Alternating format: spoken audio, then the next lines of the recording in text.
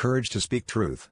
If you were summoned to stand before a king, knowing that your words could cost you everything, your freedom, your life, your legacy, would you speak truth boldly, or would you remain silent?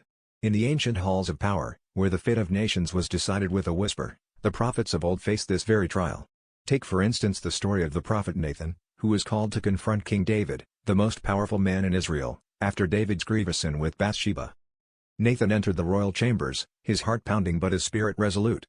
With the king's guards standing watch and courtiers hanging on every word, Nathan chose not to accuse David directly.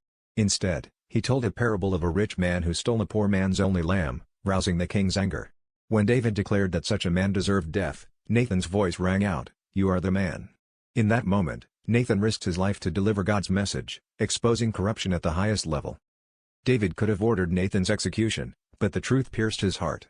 Overwhelmed with guilt, David repented, and although consequences followed, his humility restored his relationship with God.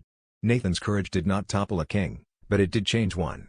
The prophet's fearless stand set a precedent. Speaking truth to power is not about pride or rebellion, but about aligning with God's justice, even when the cost is great. The story of Nathan and David teaches us that God's truth is not meant to be hidden in the shadows, especially when those in authority stray. It calls us to be courageous, to trust in God's protection, and to remember that the words He gives us can break the hardest hearts and heal the deepest wounds. If you were called to stand before kings, would you have the courage to be God's voice?